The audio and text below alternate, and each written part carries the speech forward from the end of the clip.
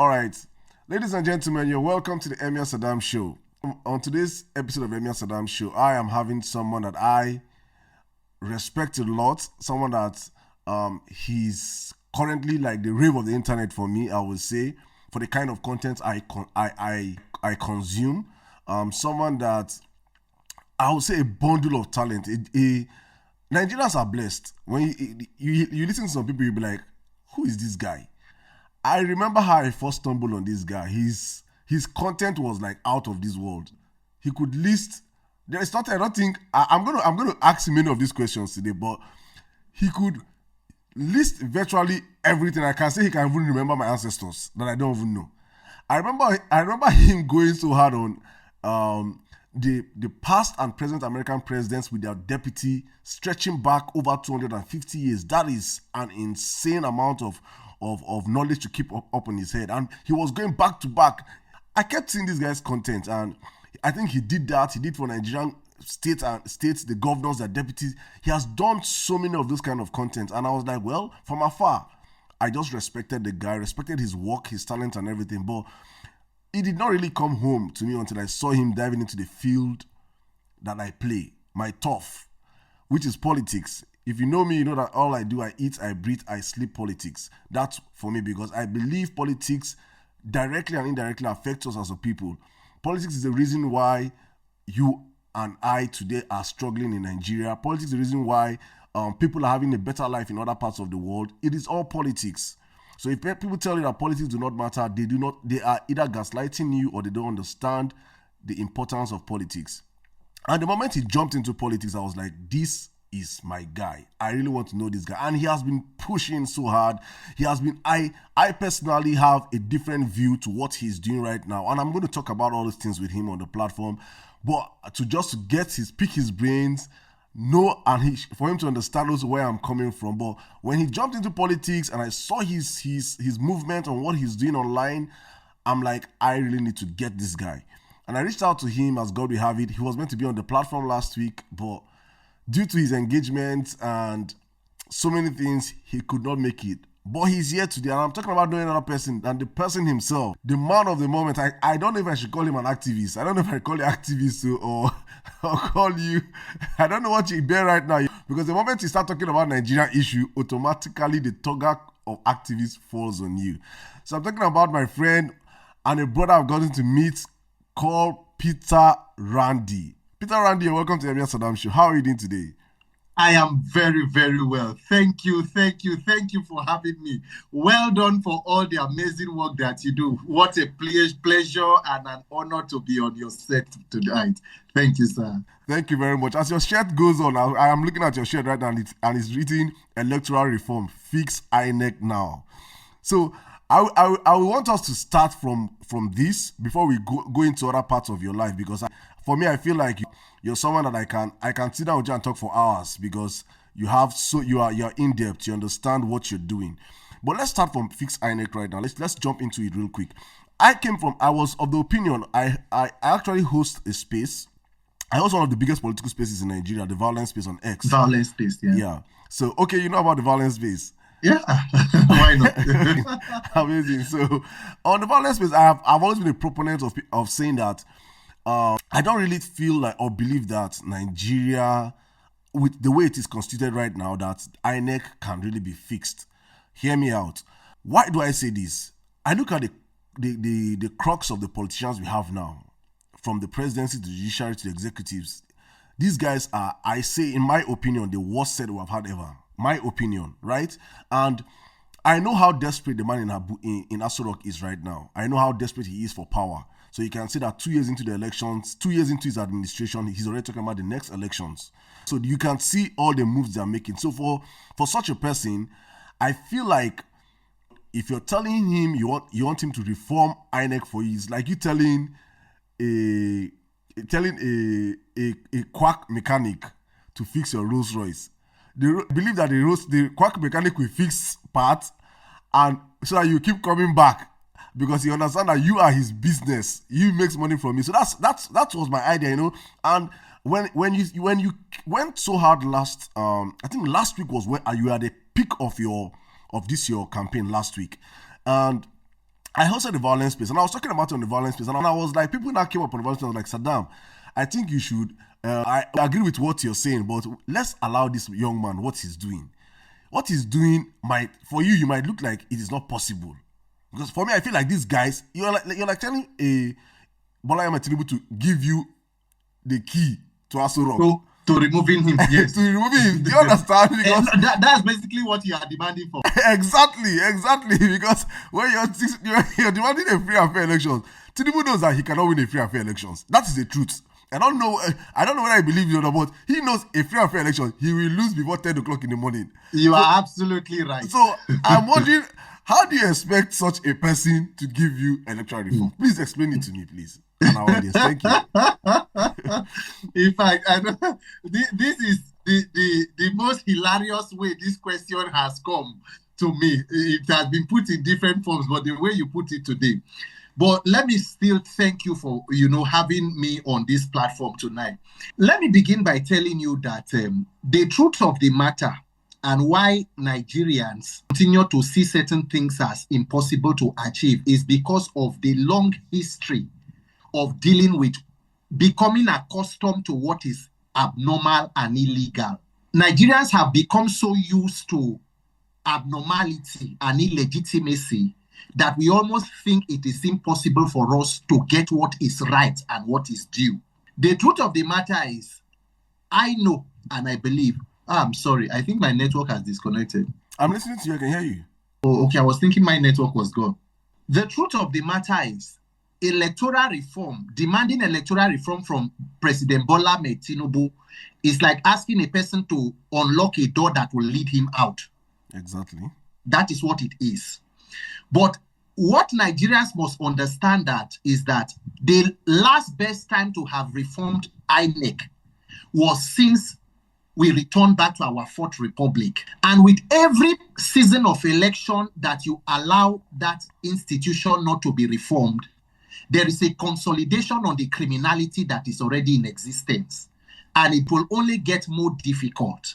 What happened in Nigeria today is President Tinubu is not as strong as a lot of persons, or this current political class are not as strong as a lot of Nigerians may perceive them to be. They are only emboldened by the docility of we as Nigerians. They have a lot of cracks and loopholes that the people should have harnessed against the government. But since what happened in 2023, everybody moved on.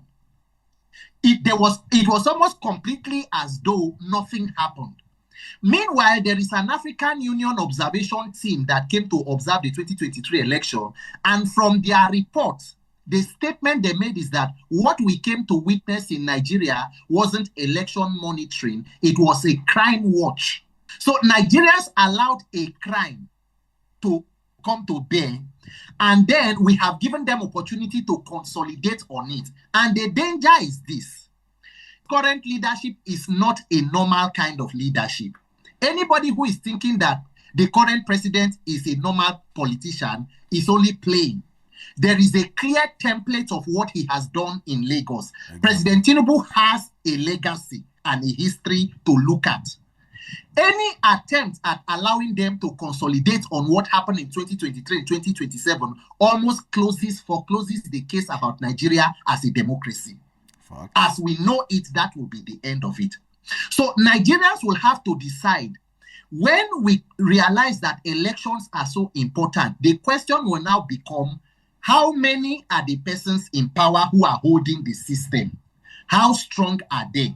How many are the people? How many are the people who they are holding? Who is supposed to exert no pressure? Let us calculate the total number of politicians in the entire political class as against the people who are victims of this kind of misfunction or dysfunction and irresponsible government. And if we want to remain voluntary slaves, that is why I came to the conclusion that it is impossible until it is done. Once the majority of the people say it will be enough, President Tinubu will sign a new electoral act. Oh. I still want to be Thomas on this. I still want to be a doubting Thomas on this particular issue, because I honestly understand. I agree with you about the docility of Nigerians, but I'm a faith-filled human being, right? So I understand that there's power in movements, and there's power in when someone says, "I want to do something." If you put your mind into it, you can achieve great things from little places. And up until last week, as I said earlier on, I will never have sat down. If our discussion, this podcast would have just been us talking about different things. I will never, because my mindset is, how do I radicalize Nigerians to understand what you're saying, that we are docile as a people? Yeah. And make sure that, because when you say electoral reforms, we had an electoral reform in 2019. In 2022. And that's what got us where we are right now. So I want you to break down for me right now, what are those reforms that you think that should be done? Because when people hear electoral reforms, it looks ambiguous. Yes. So I want you to know, what are the reforms? What are those particular parts of the electoral act right now that you want to be reformed? What are those things? Let it be out, because so many people are like, oh, okay, the acting electoral reform, it looks so cumbersome. Let us know, what are those things that you are demanding for? Thank you very much, because this question is so important, because citizen sensitization and talking to people in the language they should understand is key to achieving this. Exactly. There is a dangerous level of ignorance amongst Nigerians. Very bad. This ignorance is not just with the illiterate folks. It is more with the educated people. A lot of Nigerians, we are individually intelligent, but collectively not so much. Because we go to school, we study what we have to study, we know what we learn in school. But when it comes to how systems should work, institutions should function, how the democracy we call democracy should work, a lot of persons do not understand it to a large extent. And that is, it reflects in our collective actions. When you see people will come out and tell you, we are protesting to end bad governance. And then you ask the question, how do you end bad governance? You end bad governance by electing good governance. How would you elect good governance? It must be through an electoral system. You come out and you say, we want a revolution, we want a revolution. What do you understand by a revolution? Do you want President Tinubu to go? Well, the next person after him will be Shetima. Are you okay with that? If Shetima is taken out, the third in line will be Akpabio. Are you okay with that? Or do you want a military? Well, if you take out all of them, you must now go back to an electoral process and elect somebody that has the legitimacy of governance.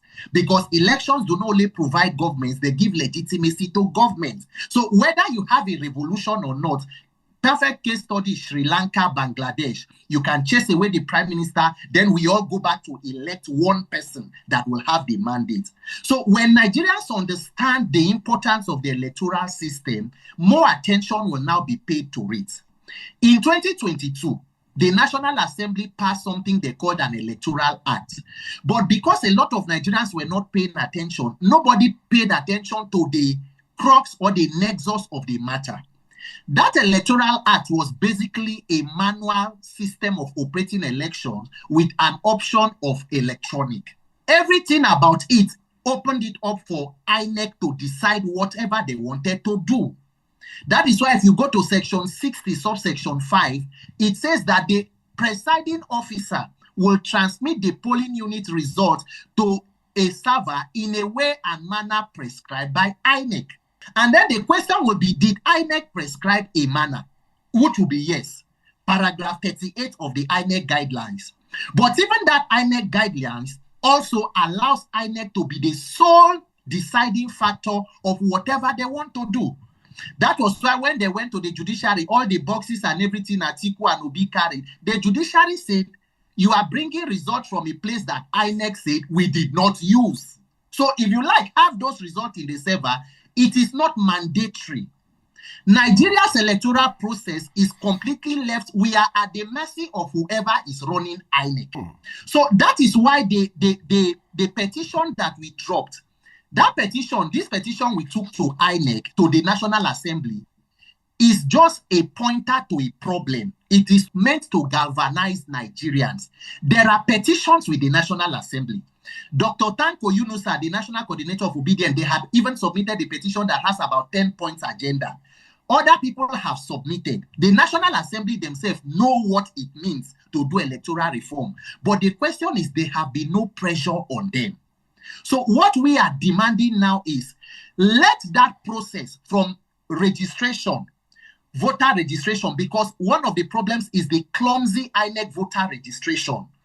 Whether underage voting and all of that, the voter register should be opened up. From that process of continuous voter registration to voting, to delivering of the result to a central server should be such that there is little or no human interference.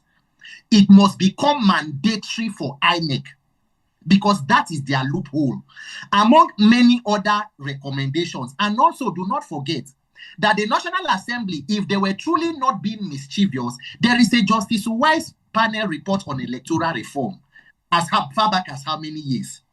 And for 2 years, since 2023, Saddam, we had an election where INEC said we're going to do so. The INEC chairman collected 313 billion. He said out of that, 150 billion will be for electronic technology. On the day, Barrister Festus Okoye traveled around the country telling people we will use IREF. On the day of election, they say Senate went, presidency did not go. The INEC chairman said there was a glitch. Saddam, has anybody independently audited INEC to know what caused the glitch and why we should not have further glitches? 2 years. And remember that electoral reform has a timeline. In fact, why you see me screaming on top of my voice now, by December of this year, if we have not had electoral reform, we should forget about 2027.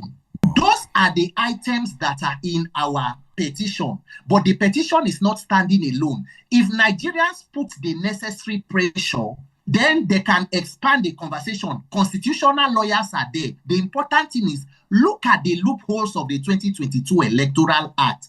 See how you can plug them, so that when it gets to the judiciary, because we still have problem there when you finally get there. Yeah. So you must now have a multifaceted approach to it. Close the loopholes in the Electoral Act, in the INEC guidelines, and then now prepare for the judiciary. That is our simple approach. Wow. I think broken it down for me in a way that I understand better now. And you said even the educated ones are massively ignorant. Yes. With this information you have right now, I wonder why did the opposition have not jumped on this and make it a pressure point? Because 2 reasons. And I want to expatiate on one for certain reasons, because the 2 main political actors who were supposed to be opposition are Atiku Abubakar and Peter Obi. Kwankwaso is neither here nor there. In fact, there is a lot going on in Kano now. For some reason, the Labour Party candidate has not decided to be very forthcoming with being at the front of pushing this. For some reasons that are known, because I have spoken with people that are around him and all of that, they are just everybody is talking. Everybody knows what to do, but he's trying to wait for somebody to pull the strings. Atiku Abubakar is a politician, complete politician. He was in APC. He helped to bring it. He left PDP to form a new PDP that eventually brought APC. So they are used to the traditional method of politicking. They have never been in that kind of opposition. Because the only kind of opposition that helped was the one that came in 2014 that took Jonathan out. And it was because Jonathan too was willing to relinquish. He's not like Buhari or Tinubu. Yes. So what my conclusion has come now is, if Obi and Atiku would not begin or spearhead the struggle, both of them are accomplished persons. Obi is a very wealthy businessman who has nothing to lose or gain from being president. Atiku is a former vice president, one of the wealthiest persons in the country. So you and I, who are the victims of bad governance, how long do we continue to wait for Obi and Atiku? I think we just have to get to a point where we realize that we have more at stake in this, and let us speak for ourselves. If anybody decides to join, Dr. Tanko Yunusa, he was at the conference we had in Abuja, the one-day conference before we took that petition. They were there. Nobody has followed up. Nobody has said anything. But we'll continue to do what we are doing. Thank you very much. Thank you. You know, this point, it brings me to the point whereby when I talk to Nigerians, most times, there's this argument most times on social media. I hear people say, Obi, and Atiku are meant to be the beneficiary of these reforms right now. They should be the ones spearheading it. Obi and Atiku should be the ones protesting. And I'm like, I share your opinion. I say these guys have nothing to lose.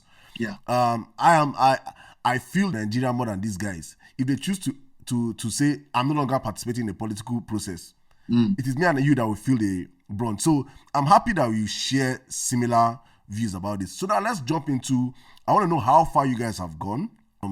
What are the? You were in Abuja. I saw you hosted a space with Senator Ireti. I think there are some. I don't want to say. I think I want you to share us the reception so far. What do you think the House is feeling like? Because I say this, the Senate and the House of Representative of this day. I'd say this is the worst set I've ever had. These are rubber stamp. If Tinubu tell them cough, in fact, they on the House, they sing "On Your Man," they hate we shall start.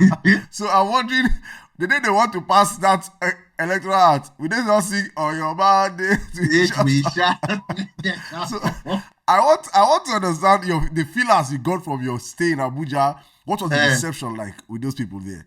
Saddam, let me tell you, sir. You know, the tragedy about Nigeria is that there is no worst case scenario. Because things are this bad does not mean it will not get worse. Facts. I am cringing that we are now saying the 10th National Assembly is the worst. Have you forgotten so quickly that there was an Ahmed Lawan Senate presidency? My goodness. My goodness. Saddam, so there is something that can be worse than that. Honestly, there's something that can be worse than Buhari. That's the one that's even shocking me. There's something that can be worse.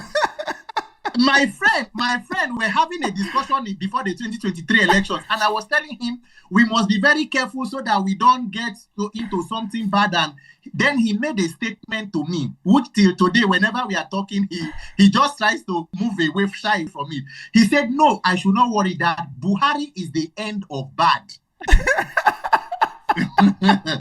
He said, what it means is that with this Buhari, Nigeria don't spoil, reach the end. Say anything after that is to start to fix it. So anytime I see him 2 years after renewed hope, I say, how far? How my get? So when you say what the feelers we get, let me be honest. Senator Ireti, I called her out. You know, she had made some comments about young people and all of that. You remember her interview?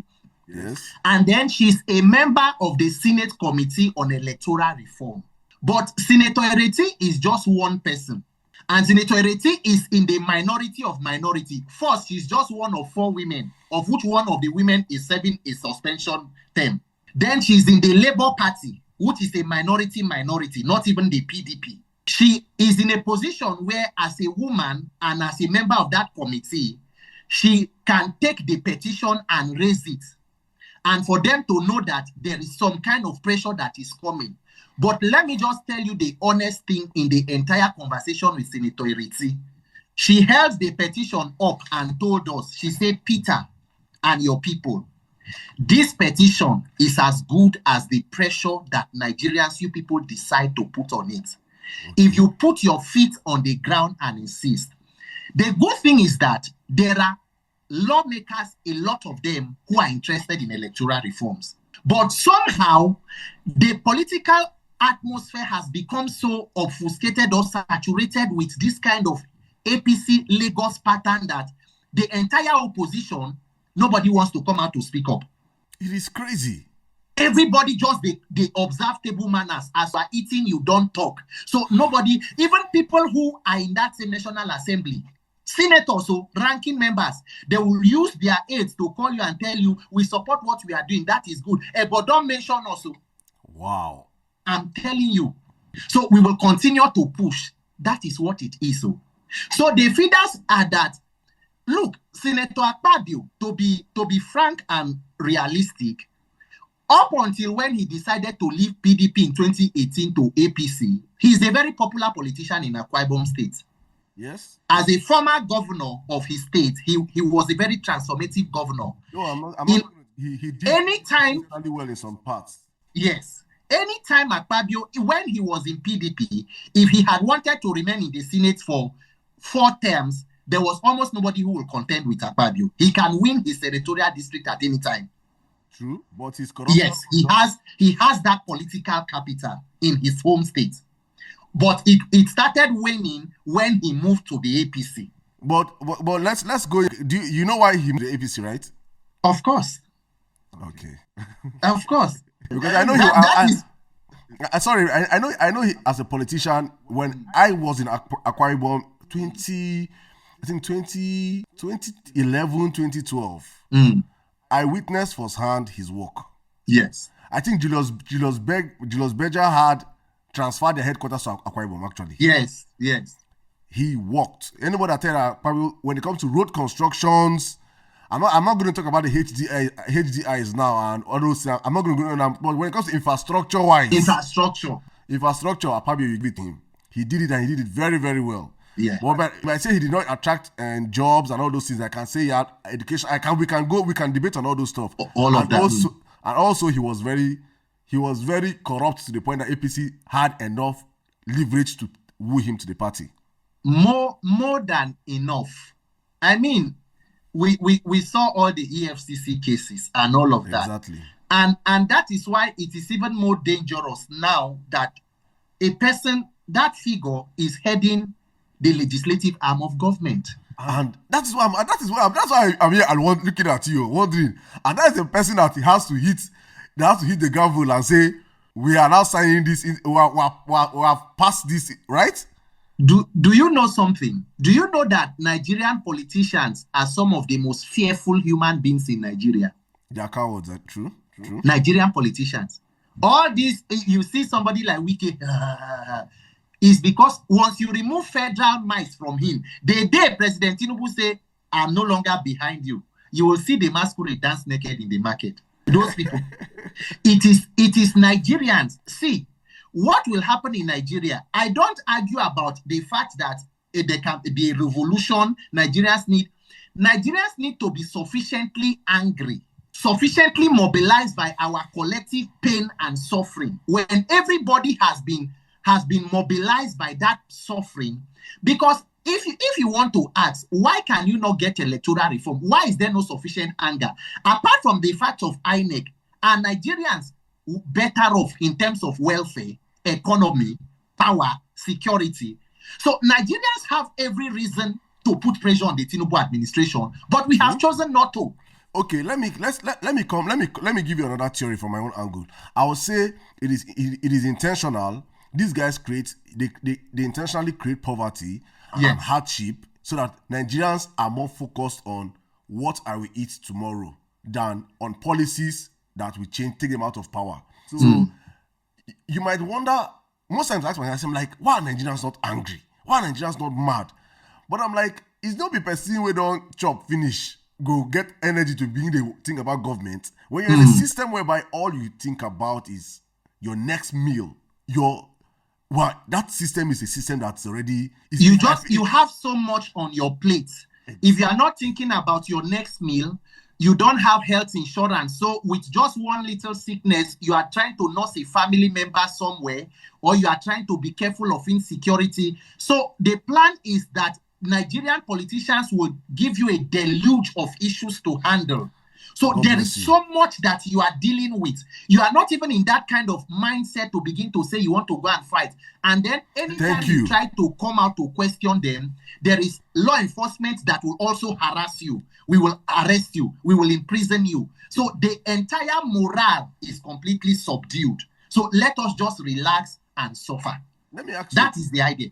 Let me ask you a question. Have you been in your journey so far? How have the threat level been? Have you been threatened? Have you been? What's it like? What's it like, please? You know, one of the things I have observed with Nigeria, and that is why my pattern of advocacy is somehow different in a way that you try to respectfully say what you need to say. So it becomes almost, is it incontrovertible? I would say the person is getting the information, but feeling insulted, but cannot get angry because it is just too truth, but not even too confrontational. Yes. You understand? When I went Typical Nigerian one of the reasons why we're able to submit the letter at the office of the Senate President, in fact, we were just at the reception of the Chief of Staff to the Senate President. And then the secretary, one of them had said that the Chief of Staff is extremely busy because the Senate President was not around. They said the Chief of Staff was extremely busy. So not knowing that the Principal Secretary had seen from the CCTV and saw that he was trying to discharge us, and that person just came out and said, what does he want? What do they want? Allow them to see, Oga. You don't know this person. He can go out now. He can even be recording all of us here. You could see panic. What I'm trying to say is that it's not like I'm not receiving messages. I'm not receiving, I see them. I see the messages, calls will tell you, you better stop talking, especially during that Senator Natasha issue and all of that. They know, they watch you. Everybody, every politician has people on social media who is monitoring what is said about them, and they give them feedback, so they know. So their attention is, let us continue to monitor this person.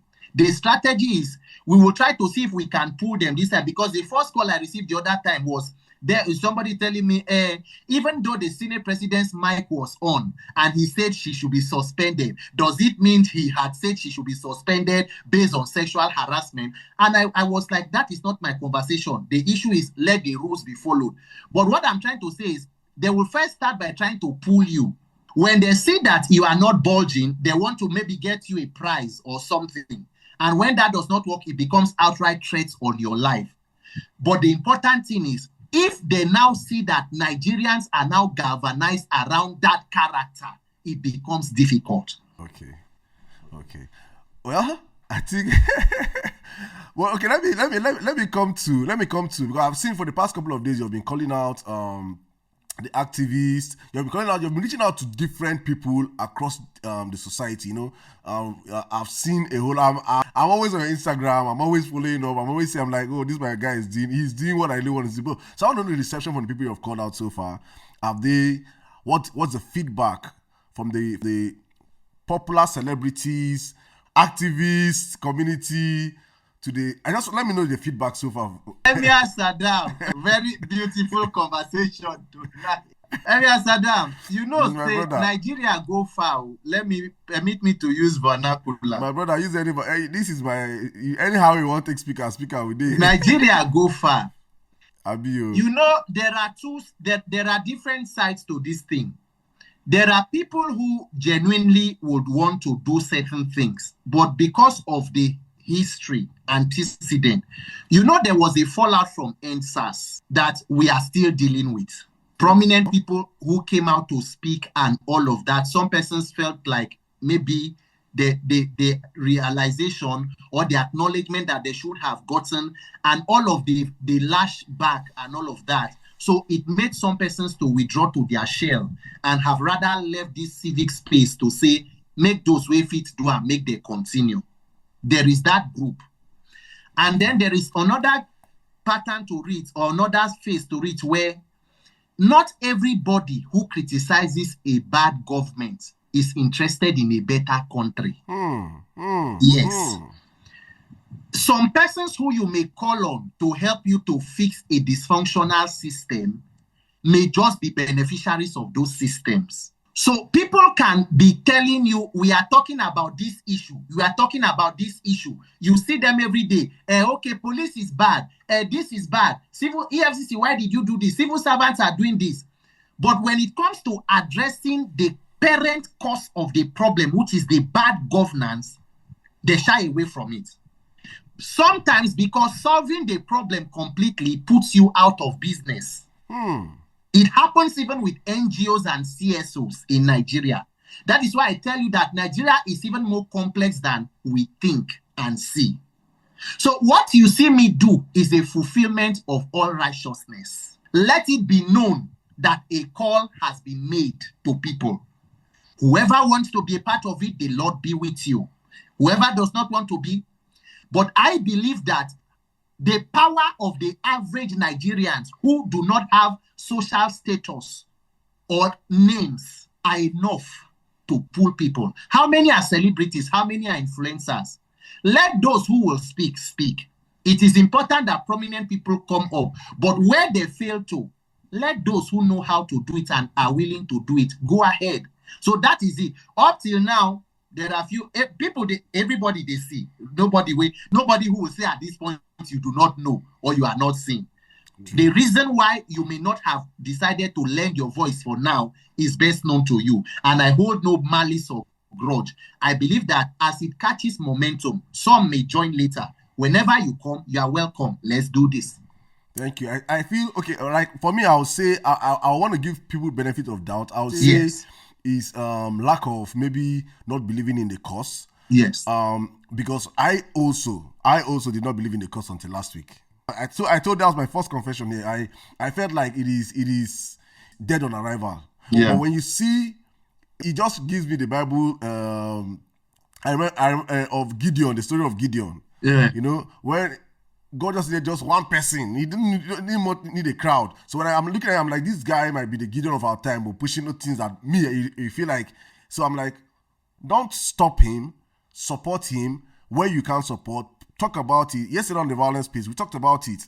And people got to realize, okay, yes. Even my co-host, well-meaning Nigeria, was like, Saddam, that in his mind, he was like, he wanted to see whether I'll put it in the topic. That he wanted to reach out to me. But when he saw I put it in the topic, he was like, our spirit connected.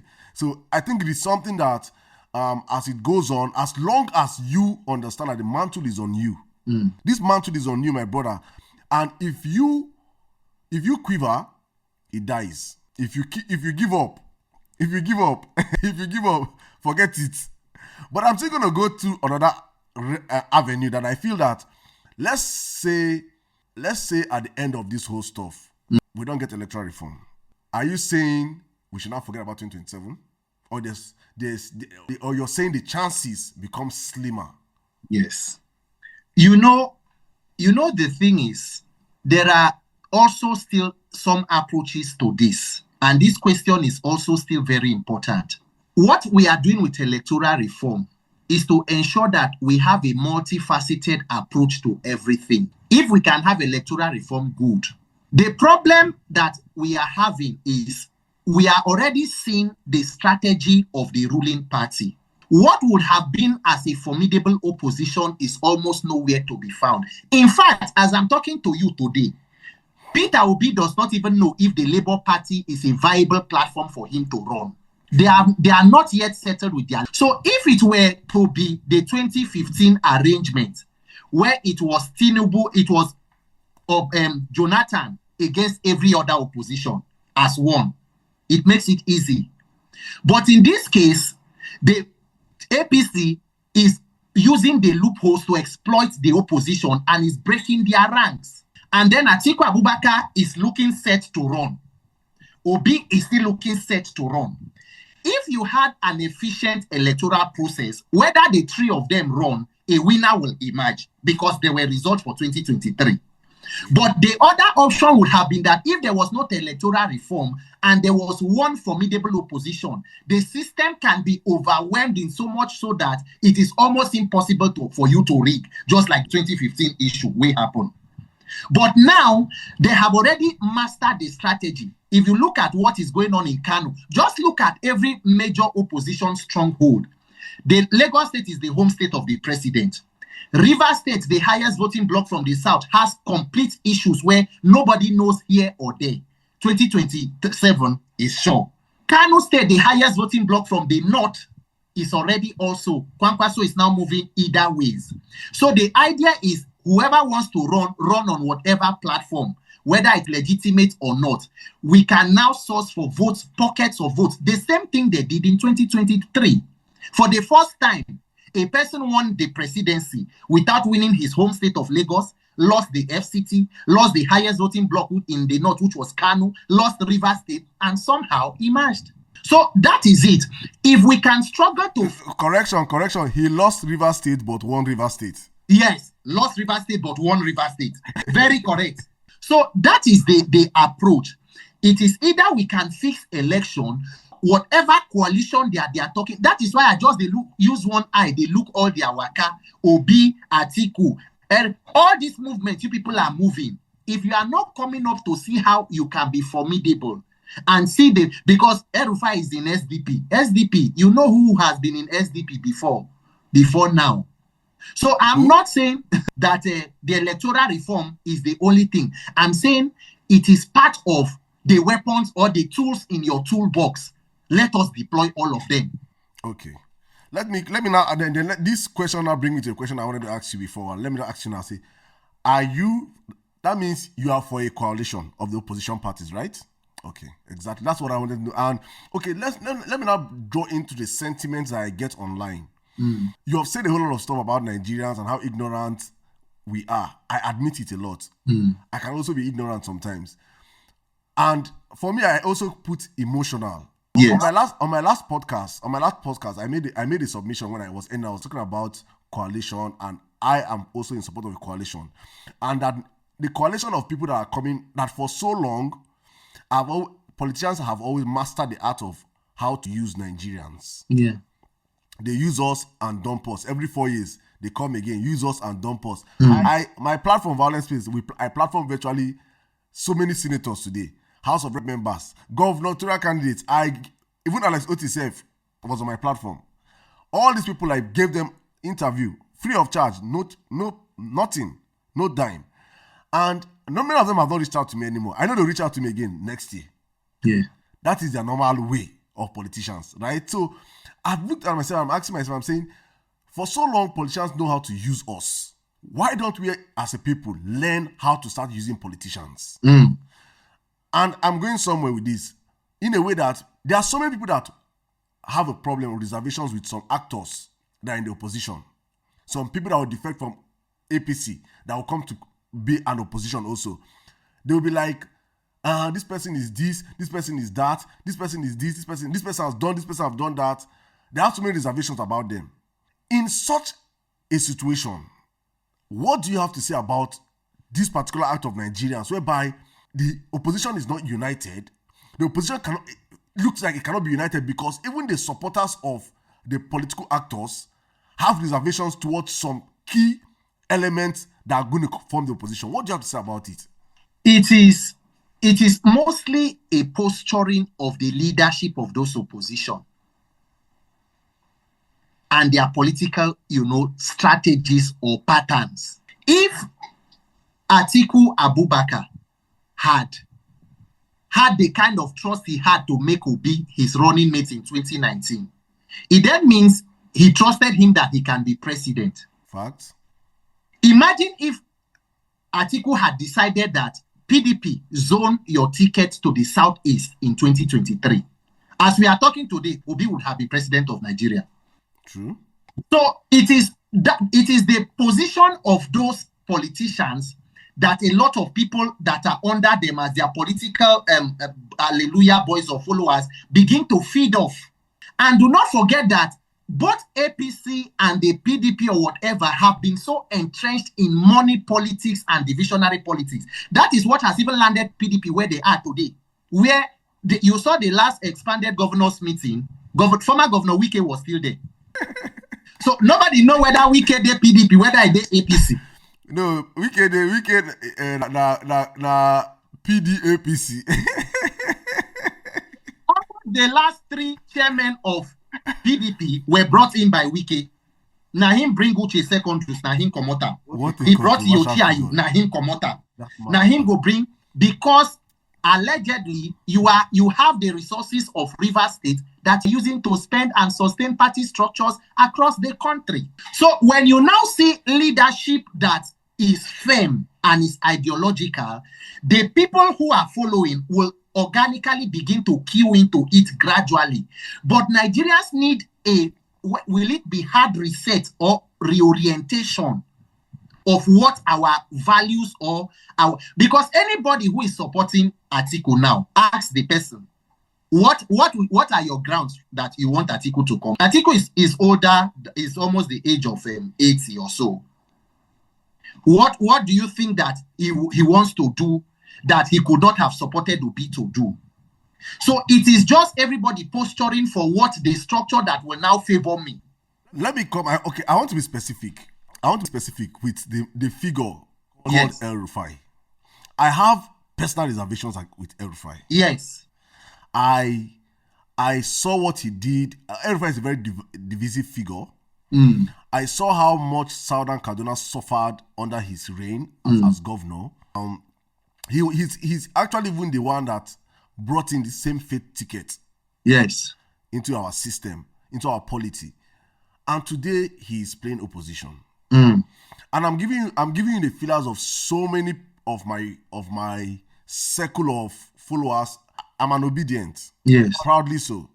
So I have so many obedients around me like that. They would rather Tinubu continue 8 years than have Rufai even deputizing Tinubu, deputizing Peter Obi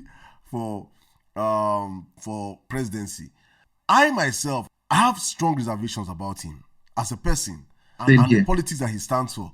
But I look at it from the angle whereby there is nobody as deadly for me in politics than Tinubu. And if anything, we cannot allow Tinubu consolidate 2027. So I'm willing to work with anybody. I might not necessarily agree with you, accept what you have done or things or where you stand for, but many of my friends, many of my followers do not agree with this stand. Yes. They don't. I want to know what you think about this. And this is not me endorsing or saying Obi should run with El Rufai, because that's for me, that's the last ticket I want to ever see. Yes. I can be in a party whereby, okay, El Rufai is a floor member fighting for the opposition because El Rufai has a whole lot of restitution to do. And I believe the best he can do to get back the damaged image he has is to fight with his blood and sweat to make sure Tinubu does not come back to power. Yes. In an unofficial position. That is me saying he should not even be on the ticket. But we know how politics is. 24 hours is too much in politics. What I want might not necessarily be what I will get. And I understand these dynamics, right? But many of our people do not understand it. So I want to know your own opinion. How you see it. What you think about this figure as a person. And the opposition in general, please. Come in here, please. Emir Sirdam, in fact, you know how to put complex questions in the most. I don't know how you are able to do this. Maybe you are just a trained journalist. See, Emir Sirdam, everything about politics is political. The truth about politics is that you have to have the numbers and the majority should be with you. Now, it doesn't mean that you will agree with everybody, but sometimes you might just need to form alignments where we can agree on certain fundamentals, but it should be on some principles. I have the strongest of reservations about the character called El Rufai. In fact, a lot of persons see him as some of the things he committed are unforgivable. Exactly. And under no circumstance should they be overlooked or glossed over. That is the position of some persons. But it is still the same pattern of politics and ideology. That is why I'll give you an example. For some of the people who surround even Peter Obi, sometimes I wonder the kind of maybe advice and all his. You see a person like Hajia Aisha Yusufu. A lot of times you see her on Twitter having issues and trying to condemn the Jonathan government to justify her reason for voting for Buhari. Anybody who had known that, who had seen Buhari's record, I would never, if Buhari contests election alone in a polling unit where I am, he will lose if it's only my vote. Anybody who was politically sensitive should have known that Buhari would be a disaster. True. It is true that PDP is not as good either, but a lot of what Nigerians are agitating for now would have been easier to get under a second-term Jonathan administration than the Buhari you handed over to. And that singular mistake of handing over Nigeria to Buhari in 2015 is what Nigeria is still dealing with till today. Nigeria is fighting the ghost of the Buhari presidency. After a disastrous 8 years, he was desperate to ensure that he hands over to a party chieftain to cover up their tracks. And that landed us here. And it has become a circle of desperation. So now the question for Nigerians will be, what are we ready to give up to achieve what? How much do you people believe in this capacity of an Obi ticket if he is at the top of the ticket? I know Obi to an extent. I have followed his politics. Obi is a person who I know can tame a lion.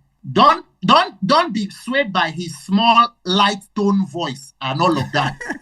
Obi is as tough as steel. So to a certain extent, if I see Obi on a ticket at the top, I may decide for circumstances sake, overlook what may be on the other side or at the bottom, just because we have a bigger goal. Because what is our other option? No matter how much you want to take anything away, El-Rufai is a very influential politician in the North. But some people will argue that he does not have the numbers. He did not deliver Kaduna to. When it comes to pulling Tinubu. strings of people, his influence, Tinubu used his own influence too to get APC ticket. And that is if he's to merge it with, the old CPC block, all the people who are disgruntled here. The danger is in packing too much of disgruntled people from that block you do not want to now come and permeate the Obi candidacy or administration or presidency. If it ever comes to happen, what will be the case? But the truth is, Emir Sirdam, we will have to pick our struggles.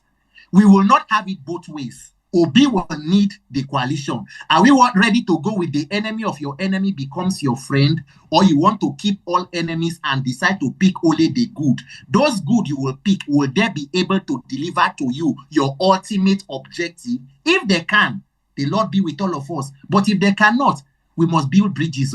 Wow, this particular this particular answer, I know will cause a whole lot of rancor. But honestly, the truth has to be said. And the way you have said it, I don't think I can say it better than you have said it. But it's open to debate, and as I always say, 24 hours is a whole lot of time in politics. And I believe that there are so many other politicians in the North that we can pick. Yes. I will say this, that El-Rufai as a person deserves to go into restitution, and he has so many sins to pay. He should go through penance. In Catholic, they say an act of contrition. He should be going through penance. And his penance for me, his penance should be, I'm not coming out as anything, but I will support this opposition with my blood and my sweat to make sure Tinubu is a one-term president. Yes. Because the truth is that if Tinubu succeeds in 2027, all their wings, everything that these people have, he will clip everything. Completely. Up until their local government chairman, he will decide for them to their councillor. So this is their one shot as salvaging themselves first before salvaging even the country. Exactly. So I hope Nigerians listening can understand this particular, especially. And we hope that a window comes where it does not get to that picking the devil and the deep blue sea. Thank you. I am praying that we can work out a political scenario where, because all what we are doing is still hearsay and permutations and assumptions. Nothing is cast in stone or cast in sand for now. Let us begin to work and ensure that another route comes to achieving this. True. Than drinking the bitter or taking the bitter pie. I think it will be, a lot of persons will truly be disgruntled with that kind of system. I know our middle belt Benue people, Southern Kaduna, Plateau people. Plateau, it's going to be a slap on it will be face. the complete betrayal of it will mean just dancing on the graves of a lot that happened, and I feel very terrible about that system. Honestly speaking, for me, you want to. I feel like it's crazy, but when you get into politics, you don't understand that it's even more crazy there. Honestly speaking. All right, let's. I think we have done a whole lot about. We're talking a whole lot about politics right now. So let me come back to you now as a person. You have, from when I started, I was talking about the content you were creating. Yeah. Let me first of all ask you, when you were doing that, and I want you to be truthful here now, right? Yeah. Right? When you were doing that, you were listening, President. Okay, I'll put you on the spot now. I want you to do list American presidents for me from independence till today. Let me know whether there was a paper in front of you or not. Let me know. Now I'll catch you. this one where I don't go, they do electoral reform. God will help me to remember. Let's go. Okay. I'm listening. Shoot. President George Washington. Abi, are you counting? Yeah, go on. One. George Washington, John Adams, Thomas Jefferson, James Madison, James Monroe, John Quincy Adams, Andrew Jackson, Martin Van Buren, William Henry Harrison, John Tyler, James K. Polk, Zachary Taylor, Millard Fillmore, Franklin Pierce, James Buchanan, Abraham Lincoln, Lyndon Andrew Johnson, Ulysses S. Grant, Rutherford Hayes, James Garfield, Chester Arthur, Grover Cleveland, William McKinley, Benjamin Harrison. Then Grover Cleveland again, he was the 22nd and 24th U.S. president. Wow. Then we had President Theodore Roosevelt. Then we had William Howard Taft. Then we had Woodrow Wilson, Warren Harding, Calvin Coolidge, Herbert Hoover. President Franklin Roosevelt. Then we had Harry S. Truman. We had Dwight D. Eisenhower. Then we had President John F. Kennedy. He was assassinated, then succeeded by President Lyndon Johnson, succeeded by President Richard Nixon, who was succeeded by President Gerald Ford. Gerald Ford then succeeded by Jimmy Carter, then Ronald Reagan. Ronald Reagan to President George H.W. Bush, then to President William Jefferson Clinton, then to President George W. Bush, then to President Barack Hussein Obama, then to President Donald J. Trump, then to President Joseph Robinette Biden, then now back to President Donald J. Trump. Wow! Oh, man. Guys, it's not film trick, it's real. Oh my goodness. My brother, I just want to wait. Did you cram this? Are you know when we were in secondary school, there's some of my mates that they used to read until one day to exams. They will cram everything in their brain. We will download it. Oh my goodness. So are you the crammer or you're the there are two types. So if either a crammer or you're the one that read to learn. Let me be honest with you. I can be a little bit of both. Okay. Yes. But the good thing is, even if there is a need for me to quickly cram something, and I do, I try to then go back and ruminate on it. So by the time I go through it again, it sticks. But here is the caveat for this. I'm actually a science student. I did basic medical science. But this particular kind of information sticks with me when it comes to politics, leadership, and governance, because it is something I have personal interest in. So whenever, if I come your house, come visit you, and we are staying in the same place, you will be tired because you might become bored if you are not the kind of person. I literally revolve between CNN, BBC, Al Jazeera, Sky News, Arise channels. I can be there forever. Whether there is Africa Magic or Trace or whatever, very rarely. So I am always interested in who is a leader where. If I see news flash now, Governor of Gombe State, Alhaji Mohammed Inuwa Yahaya, I want to know what he is doing, his antecedent. So it is difficult for me to forget that. So that is why you see that this political kind of information comes handy. If it were something like soccer, I may not be that savvy. Oh, really? Yes, so that is the caveat. So when some people say, Peter, you're a genius, I say, maybe not completely. It is what you have paid attention to and you are feeding continuously. So it's my interest. So I'll say, what for you now? What is the biggest lie Nigerians believe about activism? The biggest lie? Yes. I don't know how to put this in perspective now, but I think some of the feelings is that, one, that every activist should be a politician or a political leader. Not all activists. Yes. You say? Do you have political aspirations? At this point, not really. I have aspirations to ensure that we identify people who can do something and put our support behind them. In the long run, yes, because of course I believe I have the capacity and the competence to deliver and to lead. But at this point, there are people who are there who can do. Let us give them the support and begin to make sure that we build a civic space. I want Nigerians to become more interested and able to hold leadership accountable.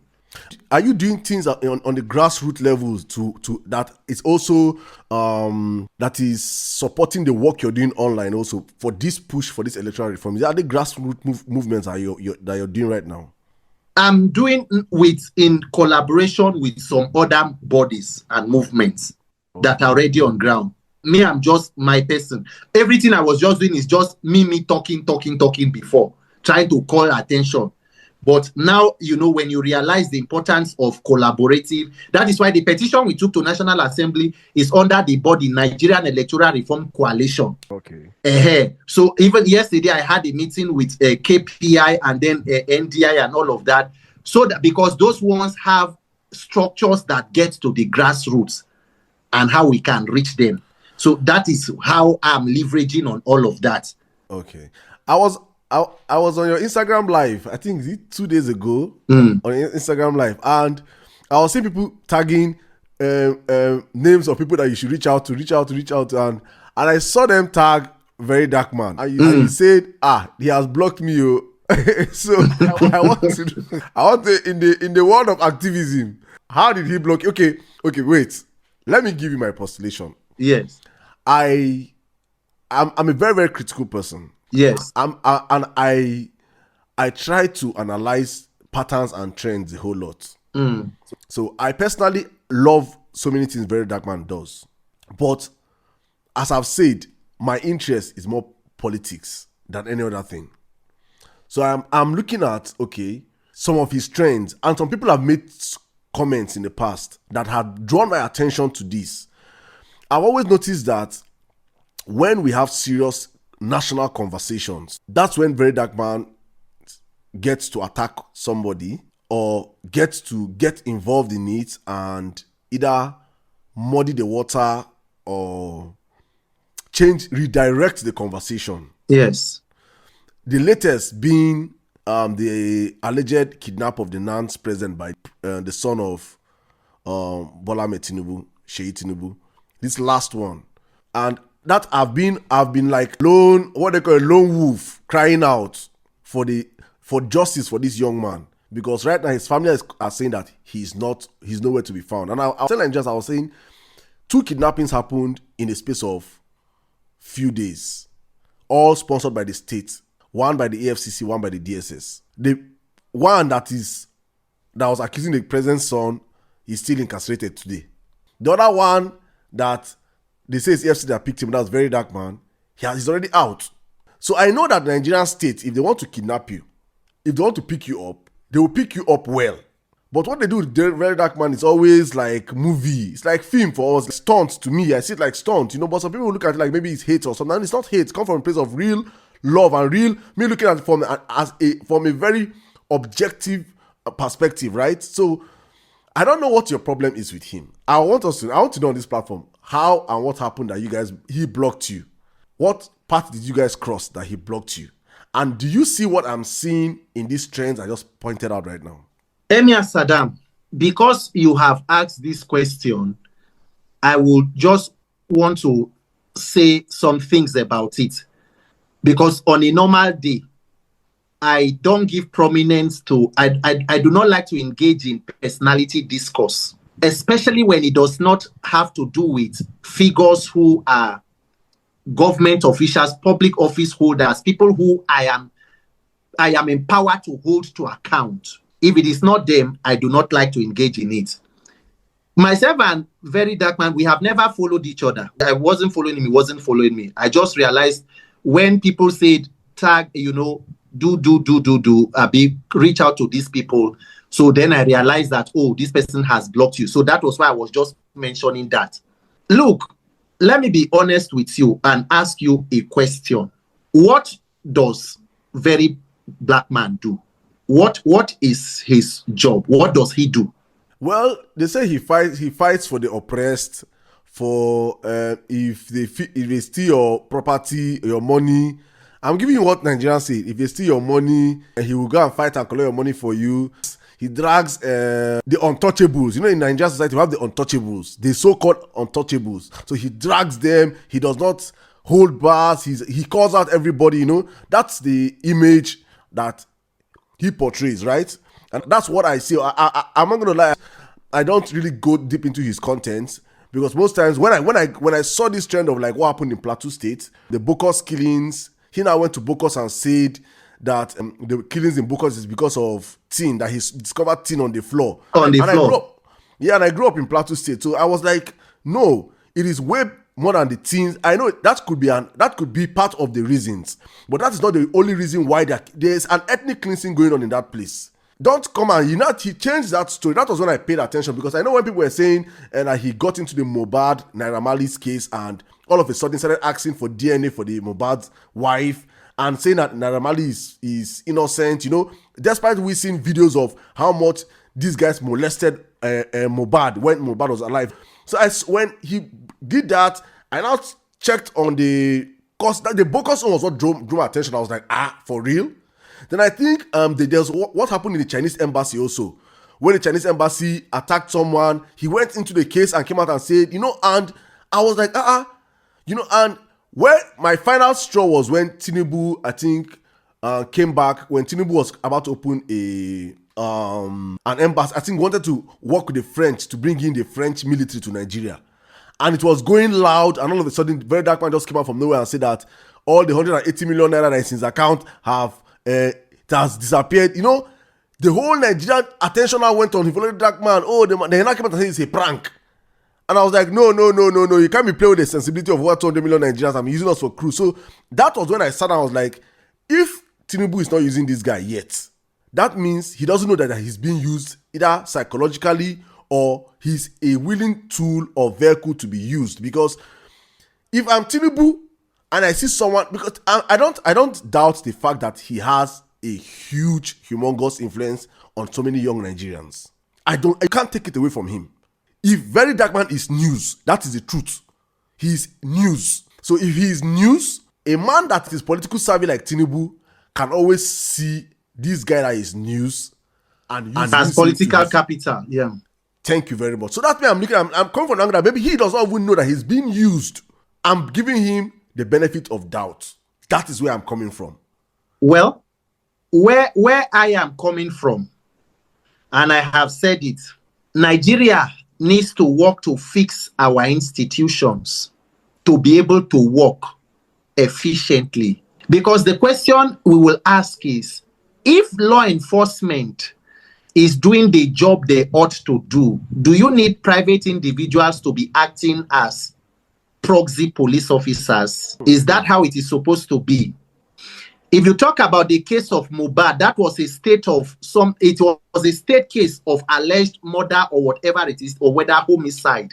Under normal circumstances, when authorities, for example, even in the US, if the FBI is investigating a case of that magnitude, not even the US president is allowed to comment on an active investigation. But what happened in Nigeria is that private individuals were running concurrent investigations with what was going on with the state. People came out and were making postulations about how Mohbad's wife was a prostitute, how the child she has does not belong to him, and all of that. Nigerians need a strong figure to look at. Nigerians need somebody that they can call a champion. And because they do not have it in their leadership, when you see figures who are, and then again, there is something with the kind of making poverty look like a virtue. In Nigeria, if you want to be the friend of the poor, pretend to be poor and fight the rich. Try to bring people who, because rich, if you are rich, it is assumed that you are doing something wrong in a society where there is so much poverty and suffering. So anybody who stands as that stopgap to challenge those persons who we see as wealthy and doing wrong becomes the hero. Even when sometimes the person who is also even when sometimes that person is also looking for an opportunity to get to that class. And that is why when he sees people who help them to that class, they segregate the kind of wealthy people they can touch or talk about. So this person can be talked about and this person cannot be talked about. So in all of it, we must learn not to empower people that you cannot question, because absolute power corrupts absolutely. And that is the problem with Nigerians. No matter how much you love people, you should be able to disagree and tell them that this is wrong or this is wrong without it being malicious. So when you come out now and as you say that, no, this thing you said about Play 2, it may not be correct. It may be this way. And somebody will tag it, you are envious. You are hating. Exactly. Why should it be so? Why should we not be able to disagree without being disagreeable? So everything that Nigerians are doing, all honesty, I'm not a fan, because I know how that character was built. I know when it started and I know where it went. Whatever that they are doing, I am not a part of it, and I am okay to not be a part of it. So it is well with all of them. But as it comes to governance, if truly you are interested in fighting crime, you are interested in fighting whatever, then we should be interested in fixing bad governance. So if you are not a part of talking about the... I'm losing you. Is getting talking points. I lost you, please. I lost you. Okay, at what point? You say when you said if you're not a part of fighting bad governance. Yes. If we are not addressing the problem from the root cause of it, and then you are talking about the symptoms, it then means you only... because there can be activists and sometimes there can be anarchists. Anarchists benefit from when there is confusion and issues, problems. They trade on them. They thrive on those kind of situations because you need something to always strive on. But if you are honest about solving problems, it must be through the root cause of the problem. And my final submission is that time will test the motive of everything people do. What you are saying, what you are acting, your true intention and motive will be tested with time. So in all of this, I did not say directly what is this, and I did not say, but I'm sure you can add it up. But what I'm telling you is that when it comes to that character, I'm not a fan. I've never been a fan. I'm not ready to be a fan until I see that you align with the principles that I also share.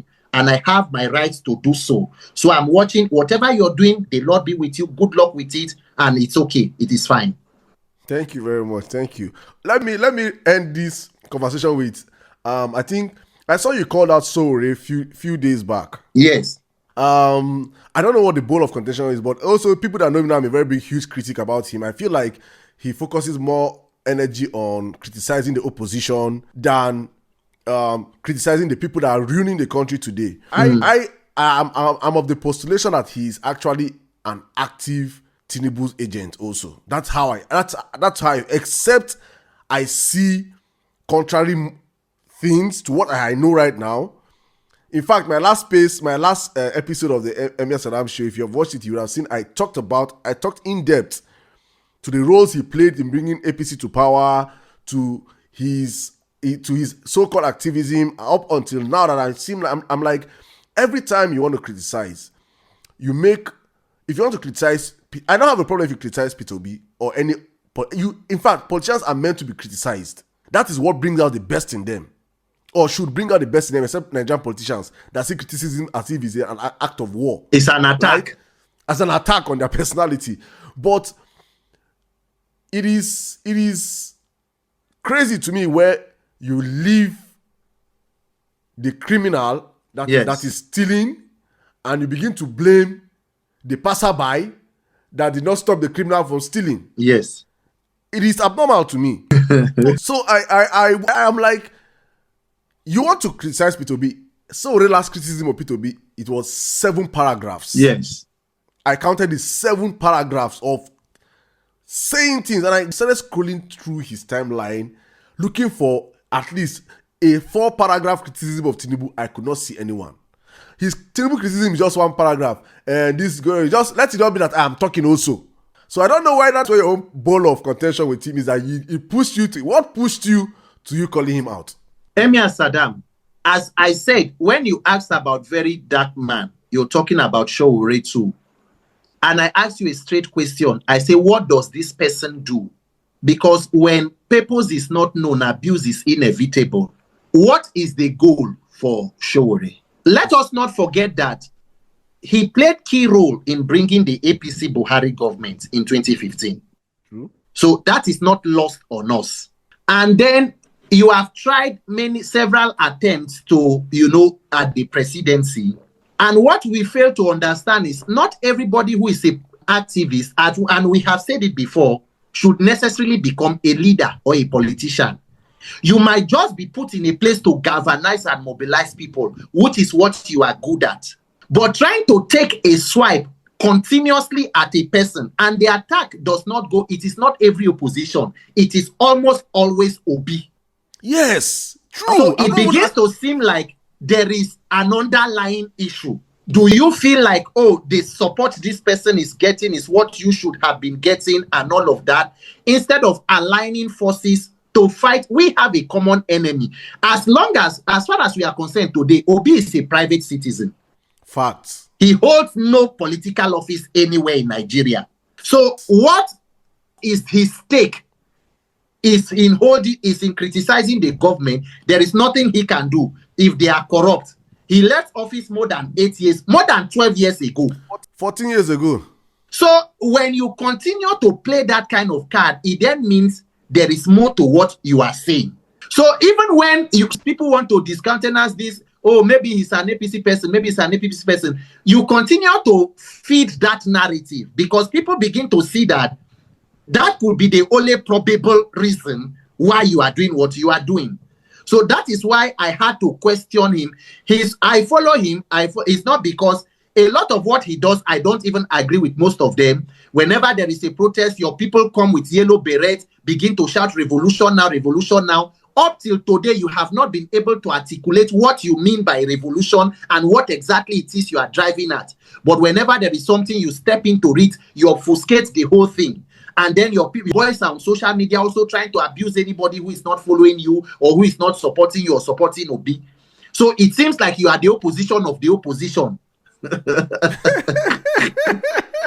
So that is where I'm having, because one thing I sincerely believe is that there is power in our coming together. Wow. Whether I disagree with you or not, a person like any activist at all, it does not matter the personal disagreements we have. If we can agree that governance is bad and we should fix it, then we can work together. True. But if you are fighting me, then the people who we are supposed to both be fighting are having a field day. You are leaving Tinubu. Tinubu is carrying people to go to London to go and do World Press Conference to launch achievements. That is not top of your agenda. Obi talking in one house in Washington will begin to make headlines on your page. So it begins to beg the question, that was why I asked in that tweet, I say, Uncle Showore, what exactly is the plan and the focus? Is it Obi or it is the bad and dysfunctional government? You have to, at this point, draw a line. Let us know. Did he answer you? Of course not. Of course, it is a Revolution Now boys who will be there. They will come to your DM, abuse me. I don't suffer. That's part of the perks of doing what you're doing. But thank you very much, my brother. I think, please, I hope this platform is open to you every time I call on you. It's over 1 hour 25 minutes with you on the platform. It's not even much. When I had David here, I was David for like 2 hours plus, and we were going. And I feel like I can go on, but let us do this as part one. We'll come back for part two, maybe watch later. Thank you for your time, my brother. It's been wonderful having you here. Are there things that you want to probably put out there? Are you an author? You should write books because I think you have the intellect to put your thoughts to writing. It's not small. Gradually, we are upcoming. We just struggle and they try our best.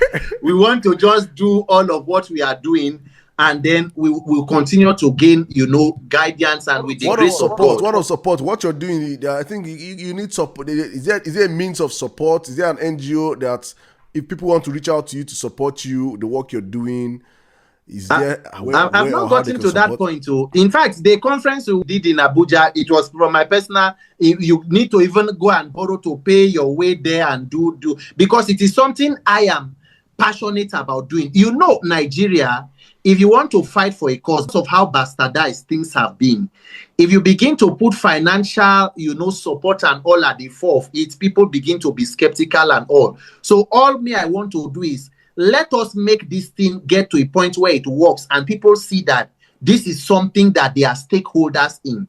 Then people can come and own it. So that is where I am now. For as long as by tomorrow now, I will be soliciting for people who can make polo for them by themselves, not sending me money, because we are planning to visit the National Assembly. We want to go there before the 30th day on a peaceful advocacy walk in Abuja. That will be happening from maybe the 15th or 16th day. We are yet to conclude on that, but we have to do that. So all the logistics and all is what we want to begin to talk about from tomorrow and all that. So I believe that gradually when people see what you are doing and know that, some people will say, let us support Peter, let us do this. And I'm like, this is not about me. I'm just a small part of the Nigerian project. Is bigger than every one of us because we are all stakeholders.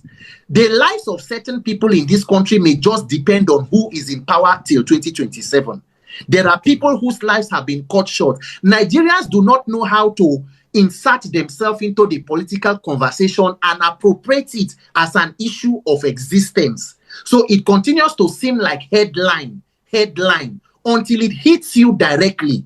There are people today whose complete economy, there are people who are not married today because of economy. There are people who have gone into all forms of vices. So politics is dealing directly with Nigerians, but Nigerians have failed to turn and pay attention to it. I want you to go, but when you keep talking, questions keep popping up in my head. There's this set of people that come out and say, because of politics, it's all politics. Don't cut your friends, don't cut families, don't cut this. It's just politics. What do you have to say about that, please? Is it just politics? What is just politics? No, there are some people that are like, because of politics, you fight your fellow Nigerian, you insult this thing. People have that it's just politics. Yes. So I want to know your opinion. Whether is it just politics? Why do Nigerians see what is life and death and call it just politics? I can afford, if I live in a place like the UK, the US, Europe, where democracies are strengthened and built on ideologies, you can say these are issues where we all agree on our common good. We all agree on the value of human life. We agree on the dignity of a human person. All we may disagree on is the approach. Maybe Republicans will say we are in support of increasing tax, of taking Medicare. Democrats will say, no, we want to have social security to cover veterans and this. So we can say we are talking politics, even though it affects human life. In Nigeria today, let me be very clear that if you are a supporter of this government, you cannot be a person who I want to have something to do with. It is not about politics because it is about human life. A government where the National Security Advisor, Oganuhu Ribadu, in 2024, accused law enforcement of selling arms to criminals. And just this year, when he visited Plateau State, he admitted that a majority of the weapons that are being used by criminals to kill people in Plateau and Benue are weapons that were stolen from government armory. That is, bandits and criminals are having access to weapons that are bought with Nigeria taxpayer money and are using them to kill fellow citizens. And we cannot have a consensus that this kind of leadership is unacceptable. That cannot be politics. What you are doing is playing politics with human life. It does not matter how Americans play politics or Democrats, Republicans disagree. If there is an issue of national security, everybody will unite. True. Immediately. I agree. So when you see somebody tell you it is just politics, it is beyond politics for us as Nigerians, as it is now. It is an issue of existence and survival. The president was in France for about 2 weeks plus. More than 150 people were killed in a state and the president, it is not a sense of urgency for anybody, and you say that one too is politics, may that kind of politics not take your own life for us to call it politics. So me, when you see those people who say that, no, there was a time, I think Maurice Moye, you know, he's a popular obedient on Twitter and all that. You know, there was a time he put out a tweet. He said he ran into JJ Omojua in a forum, and they laughed, exchanged numbers and all of that. He was shocked when he saw the backlash when he posted it on Twitter. Yes. JJ Omojua, JJ, That people who guy. institutionalized what have become almost the hate and the toxicity in the political space. What they did from 2013, 2014 with the Buhari Media Center boys and everything that happened. And up till today, you continue to grandstand because you are a beneficiaries of that dysfunctionality and injustice. That is inhumanity to man. It is not politics. I will not be a part of politics that does not value or dignify human life. If that is what you call politics, I'm not. So once you tell me that you are a supporter of APC, I see you as a threat to my survival. That is what I see you as. Thank you very much. Please, I want to ask you, did you watch my last episode of the Emir Sirdam Show, please? I did not watch it too. That means we're in the spirit, because please go and watch it. I just dropped it. It just dropped yesterday. Okay. It just dropped it. So I am telling you what you just said right now. One of the major topics I was actually discussing about the rise of political toxicity in Nigeria.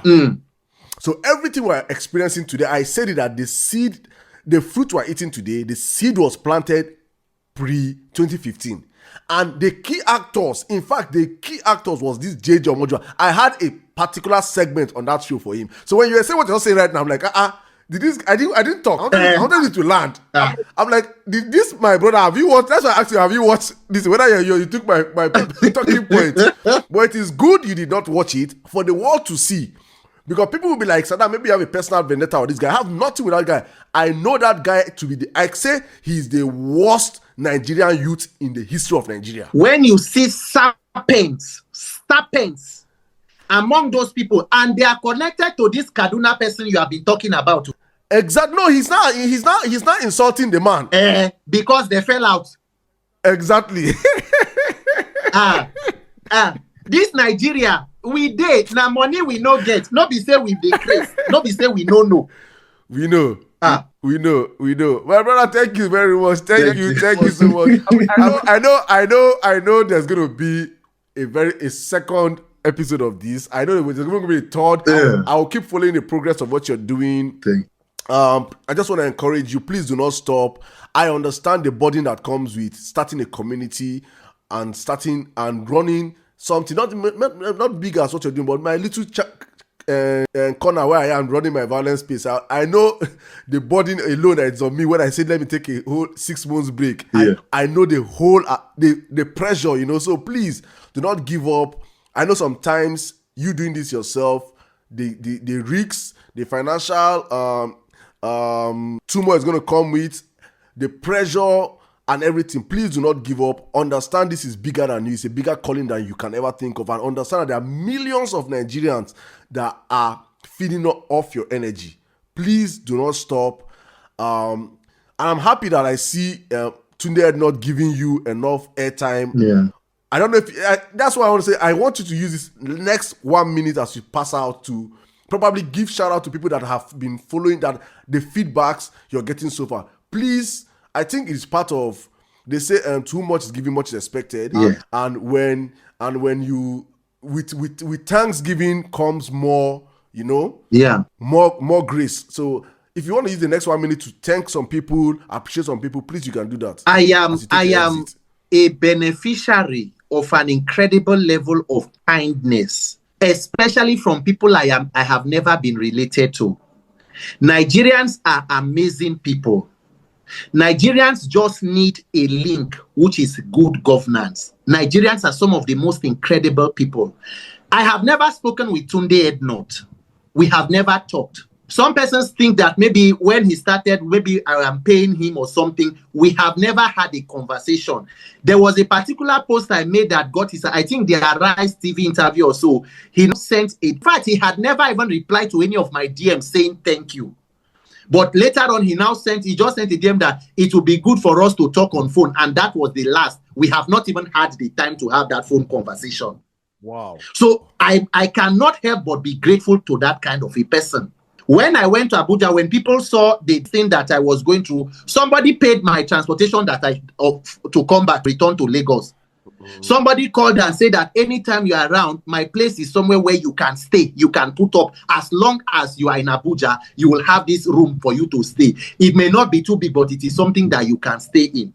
That is the kind of all of what we have been printing. We have been printing all these flyers for electoral reform and everything.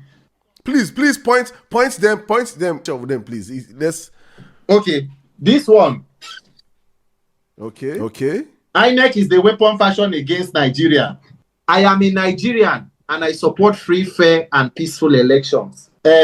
This one says there can be no democracy without free and fair elections. Fix INEC. Do you hate free and fair elections? Join the call for electoral reform. People, immediately I put on social media that we needed somebody to do graphics design, and I got more than almost 100 people. Wow. The whole flyers have been posting and all are people on social media we have not met. They just say, send me the message, send me what you want me to print, send me what you want me to print. That is humbling.